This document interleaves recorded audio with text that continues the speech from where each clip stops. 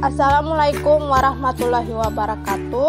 Perkenalkan, nama saya Debbie Junianti Hunawa, kelas A, Prodi Psikologi, Fakultas Ilmu Kesehatan, Universitas Muhammadiyah Gorontalo. Di sini saya akan membahas tentang pentingnya psikologi dalam dunia pendidikan. Pengertian psikologi pendidikan adalah ilmu yang mempelajari tentang perilaku studi sistematis tentang proses-proses dan faktor-faktor yang berhubungan dengan pendidikan manusia yang tujuannya mengembangkan dan meningkatkan keefisien di dalam pendidikan. Pembahasan selanjutnya akan saya bagi menjadi 4 bagian atau 4 konsep dasar yang harus dipahami oleh seorang pengajar tentang arti pentingnya psikologi dalam dunia pendidikan. Yang pertama, memahami proses perkembangan seseorang peserta didik. Dalam dunia pendidikan, yang harus diperhatikan adalah suatu yang bersifat substansial atau bersifat inti, yaitu apakah faktor usia seseorang peserta didik itu mempengaruhi kemampuannya dalam menangkap dan merespon pengajaran yang disampaikan oleh seorang guru kepada peserta didik. Oleh sebab itulah, maka dunia psikologi, khususnya psikologi perkembangan, harus benar-benar dipahami dan dikuasai oleh para pengajar, sehingga dia mampu menerapkan metode secara tepat dan menggunakan media pengajaran yang tepat, agar proses pembelajaran bisa berlangsung dengan kondusif dan materi yang disampaikan bisa mengena dan terserap oleh peserta didik secara optimal. Yang kedua, mengetahui cara belajar peserta didik.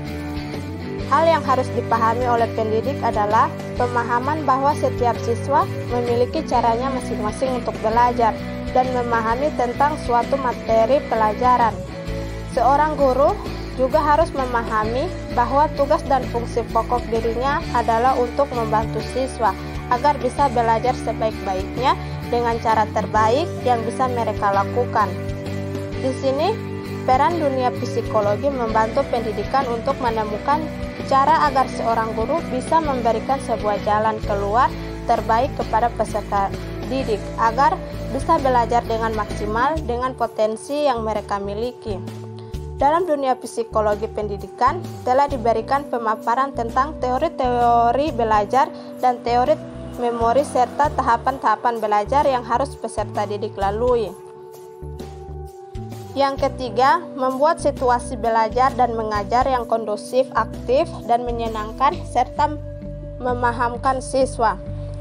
Untuk menciptakan lingkungan pengajaran yang baik, maka guru harus mampu menguasai dan memahami model-model pengajaran, metode, serta strategi yang akan digunakan dalam mengajar, sehingga apapun metode, strategi, dan media ajar yang dia gunakan bisa sesuai dengan kebutuhan peserta didik.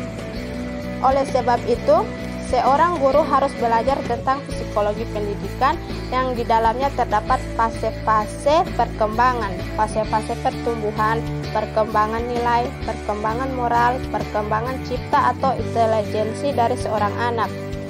Sehingga seorang guru secara tepat bisa memilih metode, strategi, dan cara yang akan digunakan untuk menciptakan lingkungan belajar yang baik atau sering disebut dengan lingkungan belajar yang kondusif.